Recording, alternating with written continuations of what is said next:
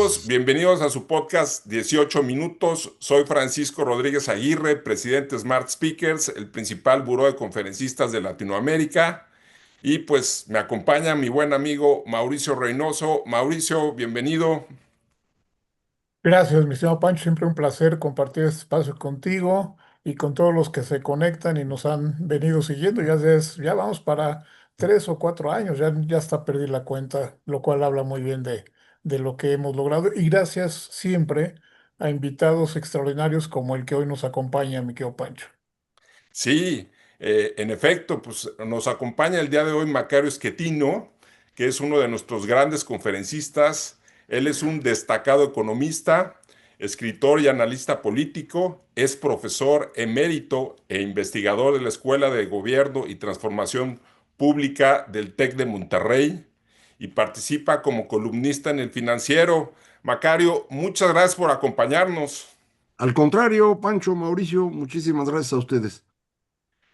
Macario, viendo el tema económico, Trump llegó este año con una bola de amenazas, ¿no? De que pues que si nos iba a poner aranceles, bueno, y de hecho nos puso a nosotros y a todo el mundo, y pues México depende mucho de las exportaciones que tenemos con Estados Unidos, ¿no?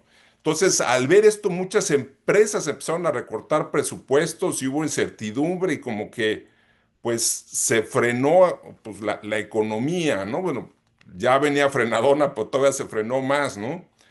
Eh, ¿Cuál es tu sentir? ¿Ya pasó la peor parte? Porque pues como que ya Trump, pues sí, nos puso aranceles, pero no estuvo tan grave, ¿no? ¿Cómo sientes que fue la afectación real a la economía en nuestro país? ¿Y cómo crees que venga para el 2026? Hay dos momentos, Pancho, bien distintos. Cuando gana el señor Trump la elección, en noviembre del año pasado, hace justamente un año, las empresas estadounidenses, sabiendo que se iba a volver loco con los aranceles, Sí, empiezan a comprar mucho más para sí, acumular inventarios. Y sí. eso nos da un jalón también a nosotros, también a México, y eso funciona desde noviembre hasta abril. En Ujú. abril, el 2 de abril, es el Liberation Day, el momento que salió con aranceles para todos los países del mundo, y ahí se desordenó todo. A Claro. partir de ese momento empiezan realmente los aranceles a pegar en distintos países y al día de hoy todavía no se aplican por completo. Hay muchos que puso y luego quitó, le pone a un país y luego lo reduce. Y en nuestro caso en particular hay una gran cantidad de productos que están cubiertos por el TEMEC y ahí Ujú. no se aplican los aranceles adicionales. Entonces, Claro. eso nos ha permitido al final ser el segundo país menos dañado. Canadá es el menos y nosotros somos el Claro. segundo menos. Entonces, eso, pues digamos, no ayuda, pero nos daña menos de lo que dañó a todos los demás. Claro. ¿Cómo sientes que venga para el 2026, ya viendo esto, la economía? Bueno, para el 2026 lo que vamos a tener sobre todo va a ser la discusión sobre el TEMEC. Si se va a ajustar en algunas cositas, si de plano ya no lo van a querer. Aquí lo que ha ocurrido es que una gran cantidad de sectores estadounidenses que fueron dañados durante el gobierno de López Obrador y no lograron en ese momento defenderse, lo están haciendo ahorita. Los de energía, por ejemplo, están reclamando que cambiamos la ley y ahora el gobierno es un actor principal. Los del maíz, los que venden todo tipo de cosas que fueron bloqueadas de alguna manera, ahora se están desquitando y esto es parte de lo que va a estar en la negociación. Entonces, para el tema del comercio exterior va a depender mucho de cómo logremos avanzar en esta renegociación del TEMEC. Para todo lo demás, está clarísimo que no va a haber nada. Estamos en pleno deterioro de la economía, el consumo está frenado, la inversión se está contrayendo mes a mes. Entonces, yo espero un 2026 de ceros, ¿eh? No veo crecimiento por ningún lado. Dentro de este escenario, Macario, ¿ves algunas oportunidades en México que sectores productivos podamos impulsar de alguna manera, aprovechar lo que esta figura de los Estados Unidos está representado también de gran influencia en México, ya no solo en lo económico, etcétera? ¿Se vislumbra alguna oportunidad? Pues mira, el sector que se está moviendo de manera acelerada en Estados Unidos y un poco menos en otras partes del mundo tiene que ver con la tecnología, inteligencia artificial, manejo de datos, etcétera. Y esto requiere cantidades ingentes de electricidad. Y ahí tenemos un problema, no tenemos. Durante todo el sexenio de López Obrador se dejó de invertir en transmisión y entonces aunque tuviéramos hoy plantas nuevas, no las podemos conectar porque la red no aguanta, está en el límite. Entonces ahí tenemos un freno muy importante a la inversión. Creo que de alguna manera el actual gobierno lo entendió y ha estado buscando cómo impulsar pequeñas plantas que se puedan utilizar para alimentar específicamente ahí al espacio local, ¿no? Que no entren a la red grande. Entonces, a lo mejor esto nos puede ayudar y si es así, pues estos sectores tecnológicos podrían tener un espacio de crecimiento. Vamos a ver cómo se recompone el sector automotriz que está en dificultades y donde hemos tenido mucho éxito durante el último año ha sido la exportación de equipo y aparato eléctrico y electrónico. Entonces, por ahí yo esperaría todavía una cierta dinámica. Como comentabas hace rato, Macario, pues ya viene la renegociación del Temec. ¿En qué debemos estar atentos que pueda suceder, ¿no? ¿Qué sectores y en qué puntos? Bueno, ahí tenemos una ventaja, digamos, y es que quien está a cargo de esto es uno de los únicos dos secretarios de Estado que sirven de algo.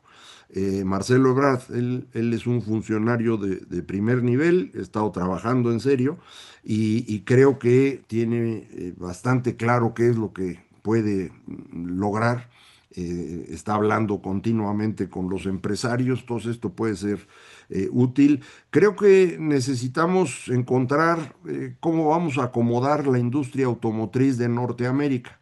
Esta es una industria totalmente integrada y el tránsito de los viejos autos de combustión interna a los autos eléctricos está resultando pues difícil, no nada más para nosotros, en Alemania es una tragedia extraordinaria. Entonces, ¿cómo vamos a hacer esto? Yo creo que es un elemento clave y es mucho empresarios y gobiernos para encontrar por dónde. Fuera de eso, creo que conviene tratar de pastorear a Trump para evitar que se le ocurran aranceles arbitrarios, porque el señor es muy ocurrente, no crean que tiene una estrategia, así que se le ocurre de pronto. Entonces, cuidar que esto no pase. Y un último elemento clave es China. China ha estado incrementando sus exportaciones de manera extraordinaria los últimos 4 años porque su dinámica interna ya no da.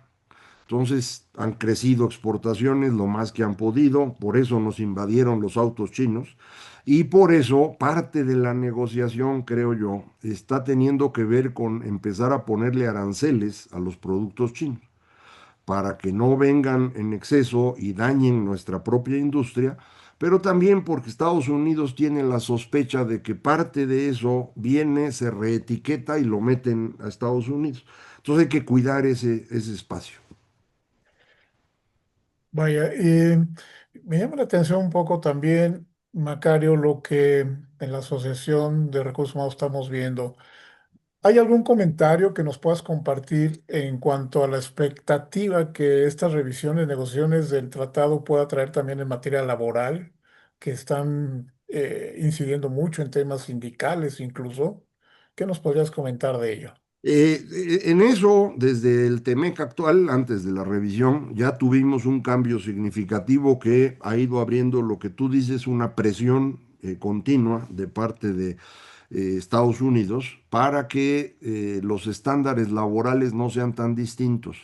Ujú. Esto es un tema en todas las negociaciones de comercio exterior y creo que es un tema válido. En el caso de nosotros, traemos el problema de que arrastramos algunas organizaciones sindicales de hace 100 años que no son proclives a la democracia sindical ni a la negociación abierta y transparente, sino que pues, son de lo oscurito. Y eso pues es un obstáculo y es lo que hay que ir frenando. Creo que hemos ido avanzando en ello. En el sector privado no es un problema tan grave, pero la presencia de este tipo de organizaciones en lo que el Estado hace, como por ejemplo la CENTE, pues sí es un problema nacional, ¿eh? No es un asunto exclusivamente económico, es un obstáculo para el desarrollo democrático y social de México. Absolutamente, sí. Oye, Macario, y ya para finalizar con el tema Trump, ¿no? ¿Cómo ves cómo crees que le vaya en las elecciones intermedias que van a tener en Estados Unidos? Bueno, todavía falta, pero que van a tener, y cómo podrá esto afectar a México.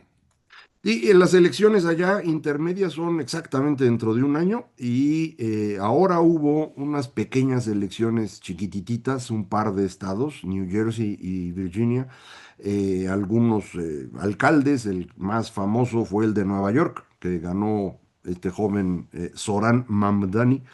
Esta elección, aunque fue muy pequeñita, fue una derrota de Trump. Todos los que él apoyó perdieron. Los demócratas recuperaron votación a los niveles que tenían anteriormente. Hubo una gran asistencia de votantes, cosa rara en ese tipo de elecciones. Se confirma que las mujeres jóvenes están todas contra Trump. Y eso pues marca una señal negativa para él para dentro de un año. En todas las encuestas que hay de la opinión que tienen los estadounidenses de Trump, está otra vez en números muy negativos. Tenemos la preocupación, muchos, de que Trump no quiere perder y para eso está empezando a construir todo un equipo de abogados en el Departamento de Justicia y en el FBI para ir bloqueando a los opositores. Ya está usando eso en contra de quienes él consideró traidores en su primer gobierno. Y además ha estado utilizando a esta agencia que llamamos ICE, la Agencia de Inmigración y Control de Aduanas, que ahora está deteniendo gente sin ninguna autorización, con las caras cubiertas, con armas. Y ICE tiene para 2026 un presupuesto mayor al presupuesto de defensa de Italia. Por primera vez, y este grupo solo le responde a Trump. Es una especie de guardia pretoriana, son unas SS. Y tenemos la preocupación de que lo quiera utilizar para bloquear las elecciones. No hay que menospreciar a Trump. Trump es como López Obrador, nada más que grande y anaranjado. Fuera de eso es idéntico, es una persona muy peligrosa y yo creo que puede hacer cualquier cosa para no perder el poder, porque incluso ha estado pensando en modificar la Constitución de Estados Unidos y lanzarse a un tercer periodo. Entonces, yo creo que hay que tener cuidado con eso y va a ser un año turbulento, eso seguro. Y sin duda, ya como nos lo comentabas hace un momento, prevés para México en particular 0, 0, 0, 0, un año muy turbulento. Hablábamos de algunas oportunidades por sectores. Eh, Ante toda esta perspectiva, ¿qué nos queda por delante, Macario? Seguir trabajando, decimos en algunos foros, hay que seguir haciendo lo nuestro. A mí en lo particular, el tema social en México también creo que ya está en unos niveles de alta preocupación. ¿Qué reflexiones te genera estos momentos y esta perspectiva ya particular para México? Pues yo lo que percibo y he tratado de transmitir desde hace un poco más de un año es que estamos en un proceso de deterioro que yo identifico en tres ejes distintos: el internacional, y Trump es parte de ese deterioro; el político en el caso de México y el económico también aquí. Del económico ya platicábamos un poquito y te digo, no espero que estemos ya tocando fondo y vayamos a crecer. La mayor parte de los especialistas estiman que el año que entra creceríamos arribita de 1%.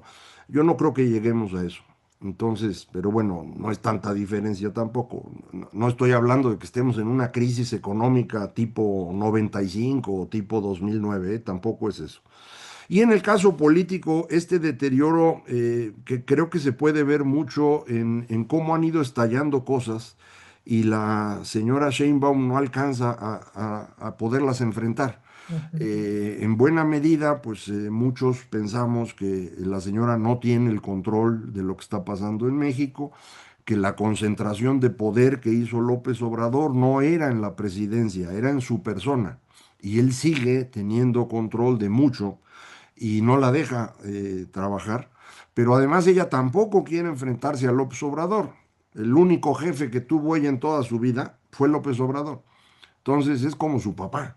Y romper con el padre no es una cosa sencilla. Entonces, como que ella no quiere, pero además no puede. Y esto debe ir avanzando y vamos a estar viendo conflictos en mayor cantidad, cada vez más difíciles de resolver. Y esto pues puede tumbar al gobierno. Es una preocupación muy grande para mí, porque si esto ocurriese, pues no tenemos nadie para recoger los cachitos. Oye, y hablando de política, ¿no? Y pues entrando, bueno, ya estamos analizando nuestro país, sobre las elecciones intermedias que también habrá en México, ¿qué crees que pueda suceder con las elecciones para gobernador, para las cámaras? Nuestro proceso electoral empieza más o menos en septiembre del año que entra, formalmente. La elección es hasta junio del 27. Eh, Recientemente han estado jugando con la idea de mover la revocación de mandato, que debe ser meses después, a que sea coincidente con la elección intermedia. Es algo que López Obrador quiso desde el principio. El objetivo de esta revocación de mandato no es que pierdan la presidencia, es que le permitieran al presidente hacer campaña. Eso quería López y ahora lo quiere la señora para hacer campaña y con eso pues favorecer a su partido o a su coalición. No percibo en este momento que las elecciones vayan a cambiar nada, porque ya es difícil pensar que las elecciones van a ser limpias. No lo fueron en 2024. López Obrador intervino desde la presidencia, utilizó los recursos del país para fingir que estábamos en jauja y que la gente fuera a votar bien contenta. Usó recursos públicos para financiar la campaña de Sheinbaum y para inutilizar la campaña de los opositores. Entonces eso mismo van a intentar en 2027. Tienen ahora el control del Poder Judicial, aunque quienes pusieron en el Poder Judicial, todo indica, son unos incapaces, entonces ni siquiera pueden hacer las cosas, pero al menos no nos van a dejar que podamos en las urnas decir lo que realmente queremos. Yo eso de la democracia en México creo que es un recuerdo. Eso es de lo preocupante que también comentábamos hace un momento, Macario. ¿Cómo ves también esto que planteaba don Ricardo Anaya? Ok, podríamos apoyar este cambio de momento de la revocación si incluimos a los gobernadores. Pues digo, creo que Misma jugada. es un intento por un lado, compensar un poco y que sus gobernadores puedan tener participación también en campaña. Y es un poco para que quede claro que Morena no va a negociar nada, que ellos deciden lo que se les antoje. Para eso tienen mayoría calificada. Entonces, creo que es una especie de jugada política. Hay que recordar que ellos ya tienen muy pocos estados, ¿no? Acción Nacional gobierna Aguascalientes, Querétaro, Guanajuato, Chihuahua y el PRI está en Durango y en Coahuila. O sea, prácticamente todo el territorio está ocupado por la coalición de Morena y el Verde. Entonces, no ayudaría mucho eso, pero bueno, es parte de las jugadas políticas, ¿no? Macario, ya estamos llegando a los 18 minutos, pero me gustaría saber tu punto de vista de cómo se están conformando los grupos de poder dentro de Morena. A mí también me gustaría saber, Pancho, no me queda claro, sí sigue el señor López Obrador siendo un eje de buena parte de este grupo. Creo que la presidenta, por el mismo hecho de ser presidenta, tiene poder, aunque no sea suficiente, pero hay muchos de ellos que son muy indisciplinados, entonces están jugando para su santo, ¿no? Monreal así es. Adán Augusto está haciendo guaje, Noroña, que es un impresentable. Este tipo de actores van por su cuenta y entre esos actores tenemos gobernadores muy cercanos al crimen organizado que son los que están causando buena parte de los conflictos más difíciles de manejar. Sinaloa lleva más de un año en guerra.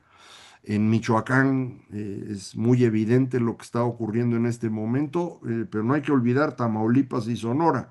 Y no hay que olvidar San Luis Potosí, que va a ser uno de los estados que se elige en 2027 y en donde el señor que gobierna, que llegó por el Partido Verde, pues quiere meter a su señora como gobernadora y la presidenta quería que fuera Rosa Isela y esto ya se hizo una pachanga, mano.